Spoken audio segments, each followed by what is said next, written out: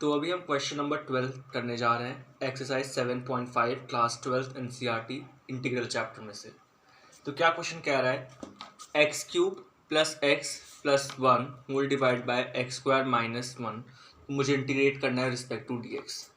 ठीक है, तो सबसे पहले तो देखो क्या करो, मुझे दिख रहा है कि जो न्यूमरेटर है आपका फंक्शन वो बड़ा है डिनोमिनेटर से, मतलब पावर वाइज डिग्री जब मैं इसकी देख रहा हूँ। यहाँ पे क्या है, देखिए डिग्री इसकी 3 है, इसकी डिग्री 2 है। ठीक है, इस फंक्शन की तो डेफिनेटली ऊपर वाला फंक्शन न्यूमरेटर बड़ा है और डिनोमिनेटर छोटा है, तो यहाँ तो पार्शियल फ्रैक्शन हम लगा नहीं सकते। ठीक है, कि एक्सरसाइज है तो पार्शियल फ्रैक्शन से करना है, तो यहाँ कैसे आप पार्शियल फ्रैक्शन लगाएंगे। पार्शियल फ्रैक्शन लगाने के लिए तो फंक्शन का डिनोमिनेटर की डिग्री कम होनी चाहिए, मतलब ज़्यादा होनी चाहिए कंपैरेटिवली टू न्यूमरेटर। तो सबसे पहले तो देखो मैं इसको नॉर्मल जिस तरीके से सॉल्व करते हैं इंटीग्रेशन वैसे सॉल्व करूँगा। कैसे, एक्स स्क्वायर माइनस वन को इससे डिवाइड करूँगा मैं x cube plus x plus one को। ठीक है, तो यहाँ क्या आएगा, ये तो आपको आता ही होगा। ठीक है, ये को साइन चेंज हुआ, ये आ गया 2x प्लस वन। ठीक है, अब मैं इसे कैसे लिख सकता हूँ, देखो इसको मैं लिख सकता हूँ x plus 2x plus one upon x square minus one. ठीक है, ये मैंने क्या किया है, x cube plus x plus one को मैं अपॉन एक्स स्क्वायर को मैं ऐसे लिख सकता हूँ। और मैं कैसे लिखा है मैंने, ये देखो मैंने डिवाइड किया है इसको। ठीक है, लॉन्ग डिवीजन मेथड से, ये हमने 10th में पढ़ा है ये। ठीक है, मैं बता भी दे रहा हूँ कैसे करते हैं। सबसे पहले हमें देखना होता है कि यहाँ पे कौन सी वैल्यू है। एक्स क्यूब दी गई है तो कैसे इसको डिवाइड करोगे, एक्स स्क्वायर से क्या एक ऐसी कोई टर्म इंटू करो कि एक्स क्यूब आ जाए, वो है एक्स, तो मैंने एक्स इंटू किया तो ये एक्स क्यूब बन गया। अब एक्स मैंने इससे इंटू किया है तो एक्स मुझे इससे भी इंटू करना होगा। ठीक है, और नीचे क्या करते हैं हम लोग, साइन को चेंज कर देते हैं। यहाँ देखो पॉजिटिव था, एक्स क्यूब पॉजिटिव था तो वो नेगेटिव में चेंज हो गया, और यहाँ नेगेटिव था तो पॉजिटिव में चेंज हो गया, और बाकी जो टर्म बचती है उसको मैं से निकाल लेते हैं। तो ये मेरा क्या आ गया, रिमाइंडर, और ये मेरा क्या है, क्वेश्चन। ठीक है, और इस पूरे को मैं यूज़ करके आपका जिससे आप डिवाइड कर रहे हो, जो आपका क्वेश्चन है और जो रिमाइंडर है, इन तीन वैल्यू को मैं यूज़ करके इस चीज़ को जो फंक्शन है पूरा, उसको मैं इस तरीके से लिख सकता हूँ। ठीक है, तो अब मेरा ये X cube plus x plus one अब whole divide by x square minus one की जगह ये चीज़ आ गई। ठीक है, तो अब देखो मैं लिखता हूँ x plus 2x plus one x square minus one. ठीक है, देखो वापस से इस चीज़ की जगह अब ये चीज़ आ गई मेरी। ठीक है, और अब मैं इसको सिंपल पहले इंटीग्रेट करूँगा, देखो अलग अलग करके एक्स डी एक्स का इंटीग्रेशन, और यहाँ पे क्या होगा 2x plus one upon x square minus one D x का इंटीग्रेशन।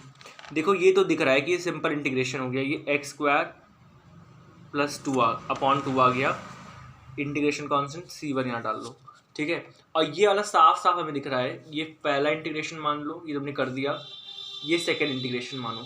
ठीक है, और ये साफ साफ दिख रहा है कि ये किससे होगा second integration, partial fraction method से होगा।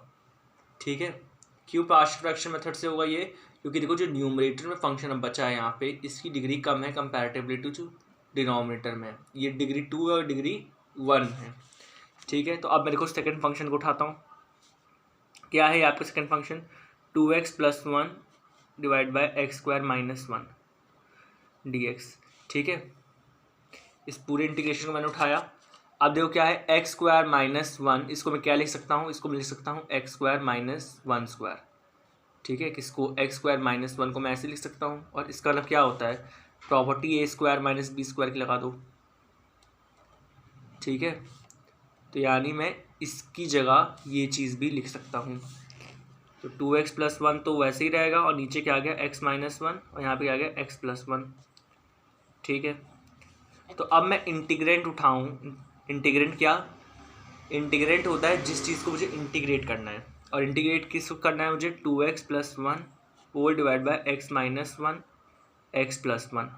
इस पूरे इंटीग्रेंट को मैं कैसे लिख सकता हूँ, पार्शियल फ्रैक्शन के मेथड से, a upon x minus one plus b upon x plus one. ठीक है, अब देखो, अब मैं यहाँ क्या करूँगा, डिनोमिनेटर टर्म्स का लूँगा एलसीएम। ठीक है, एलसीएम मैंने लिया। अब ए से देखो क्या इंटू होगा, ए से वो टर्म इंटू होगी जो उसके डिनोमिनेटर में नहीं है। क्या नहीं है, x+1 नहीं है। ठीक है, तो वो उससे इंटू हो जाएगा। देखो ये आपका एलसीएम आया है, तो हम यहाँ पे ए से वो चीज़ इंटू करते हैं कि जो एलसीएम में, जो आपके इसके डिनोमिनेटर में नहीं है पर एलसीएम में है। देखो इसके डिनोमिनेटर में x+1 नहीं है पर एलसीएम में तो है ना, तो इसलिए इसको इंटू करेंगे। और सिमिलरली बी में क्या नहीं है, x-1, पर इन दोनों के एलसीएम में डिनोमिनेटर में है। ठीक है, अब देखो यहाँ से बोथ साइड के डिनोमिनेटर कॉमन हो गए तो वो कट गए, और 2x+1 इसको आप खोल लो, ax+a+bx-b। ठीक है, अब मैं क्या करूँगा, अब मैं करूँगा कंपेयर। सबसे पहले मैं क्या कंपेयर करूँगा, दोज टर्म हुज कोफिशिएंट, या कह सकते हो कंपेयर कोफिशिएंट्स ऑफ डायरेक्ट, जहाँ पे x की पावर 0 है, यानी क्या, कांस्टेंट टर्म। और क्या है, लेफ्ट हैंड साइड में देखो 1 है, और राइट हैंड साइड में क्या है, वो a-b। सिमिलरली अब मैं वो टर्म यहाँ पे कंपेयर करूँगा। देखिए, कंपेयर करूँगा जिनका कोफिशिएंट x की पावर 1 है। तो देखो यहाँ पे क्या हुआ, लेफ्ट हैंड साइड में 2 है और राइट हैंड साइड में a+b है। ठीक है, तो अब देखो मुझे दो इक्वेशन मिल गई, 2 = a+b और 1 = a-b। ठीक है, तो देखो यहाँ पे क्या है, अब मेरे पास दो इक्वेशन आ गई। फर्स्ट इसको नाम दे दो, इसको नाम दे दो सेकंड। ठीक है, अब मैं दोनों को सॉल्व करूँगा और ए बी की वैल्यू निकालूंगा। तो देखो मैंने दोनों इक्वेशन यहाँ लिख ली हैं। एक है 1 = a-b और दूसरी है 2 = a+b। ठीक है, अब इसको आप सॉल्व कर दीजिए। सॉल्व कैसे करेंगे, आप इसको अगर ऐड कर दो तो ये आ जाएगा 3, ये आ जाएगा 2a और b से b कट जाएगा क्योंकि +b-b है। तो यानी a की वैल्यू क्या आ गई मेरी यहाँ से, 3/2। ठीक है, अब बात करते हैं b की वैल्यू क्या होगी। तो b की वैल्यू कैसे फाइंड आउट करूँगा, देखो मैं कोई भी इक्वेशन में अगर मैं डाल दूंगा वैल्यू ऑफ a तो अपने आप ऑटोमेटिकली मुझे b की वैल्यू मिल जाएगी। जैसे मैं यहाँ पे देखो डालता हूँ, b + a है = 2। तो अगर मैं सेकेंड इसमें a की वैल्यू यहाँ डाल दूँ अब इसमें, तो ये क्या आएगा, b की जगह b रहेगा, ये आ जाएगा +3/2। और अब देखो ये 3/2 वहाँ चला गया 2 के साइड, लेफ्ट साइड आ गया यहाँ पे। तो b की वैल्यू मेरे पास क्या आ गई, b की वैल्यू आ गई मेरे पास 1/2। ठीक है, क्योंकि यहाँ पे हो जाएगा 4 - 3 1 और ये 1 2 नीचे है। ठीक है, तो अब a की वैल्यू भी आ गई और b की वैल्यू भी आ गई। अब मैं क्या करूँगा, अब मैं अपने फंक्शन में उसको वैल्यू को पुट कर दूंगा जो मैंने पहले लिया है। मैं उसको दिखा देता हूँ।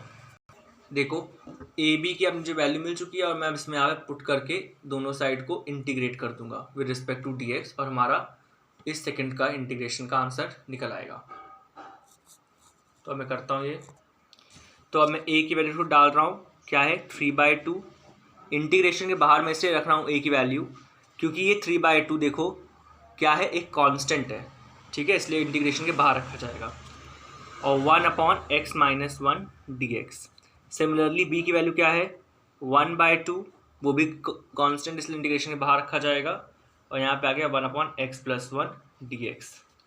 ठीक है, और ये सब किसके बराबर है, integration of 2x+1 whole divide by x-1 x+1 dx के। ठीक है, इसी का तो इंटीग्रेशन है ये, इसी के पार्शियल फॉर्म में आए थे, तो मैंने अब ए बी की वैल्यू रख के उस इंटीग्रेशन और dx लगा दिया है। ठीक है, अब मैं क्या कर रहा हूँ यहाँ पे, अब मैं इसको इंटीग्रेट करूँगा और इसको इंटीग्रेट करूँगा। ठीक है, अब यहाँ पे जो कैसे करते हैं, x-1 को अगर मैं लेट कर लिया u, तो बोथ साइड डिफ्रेंशिएशन करूँगा तो dx = du हो गया। अब यहाँ पे वैल्यू अगर मैं डालूँ, देखो 3/2 रहेगा, x-1 की जगह u डाल दूँ और dx की जगह du डाल दूँ, तो ये क्या हो गया मेरा, ये आ गया मेरे पास 3/2 log मॉड में u plus integration constant c2। ठीक है, और अब यहाँ पे u की वैल्यू डालूँ तो क्या आ जाएगा मेरे पास, log मॉड में x-1 प्लस c2। ठीक है, मॉड क्यों लगाया है, क्योंकि यहाँ पे एक्स की वैल्यू नेगेटिव, ये वैल्यू नेगेटिव भी आ सकती है और लॉग कभी नेगेटिव में नहीं होता, तो इसलिए मैंने यहाँ पे मॉड लगा दिया। ठीक है, अब यहाँ पे देखो आते हैं, यहाँ पे क्या करूँगा मैं, यहाँ मैं लेट कर ले रहा हूँ t equal to x plus one. ठीक है, अब बोथ साइड अगर मैं डिफ्रेंशिएट करूँ तो ये d t equal to d x हो गया, ये तो कांस्टेंट टर्म है तो उसका डिफ्रेंशिएशन तो ज़ीरो हो जाएगा।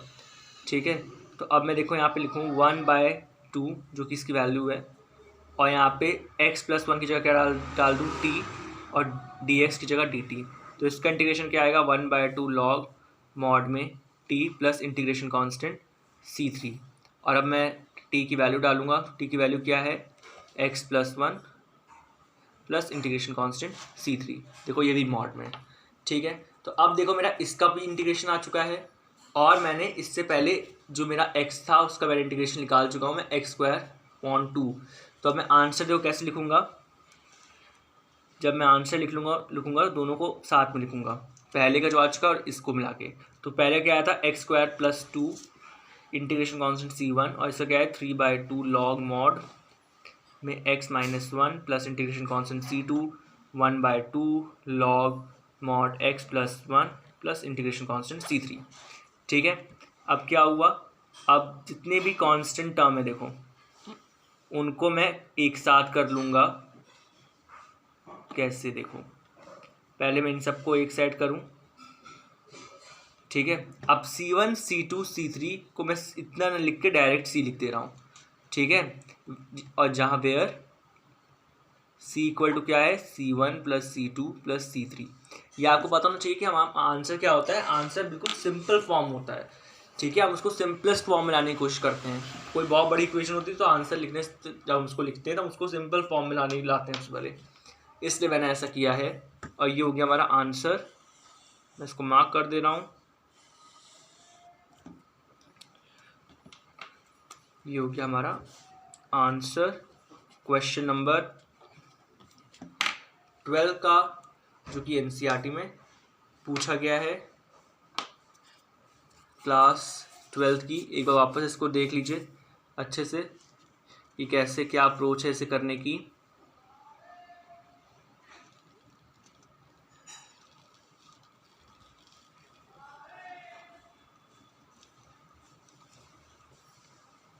मैं नेक्स्ट पेज भी दिखाता हूँ। ध्यान रखिएगा ए बी की वैल्यू बहुत आराम से निकालिएगा, बिल्कुल भी ओवर कॉन्फिडेंस में कोई गलती ना करना, क्योंकि उससे सोच के अरे बढ़िया ये बहुत ईजी है, ये तो मैं खट्टस कर लूँगा। बिल्कुल भी ओवर कॉन्फिडेंस में नहीं, बिल्कुल दिमाग खोल के आराम आराम से हर क्वेश्चन कीजिएगा, क्योंकि क्या होता है ना, क्वेश्चन ये बड़े होते हैं फिर गलती हो जाती है ना, बड़ी गुस्सा चढ़ने लगती है। ठीक है, तो यहाँ पे होता है ख़त्म।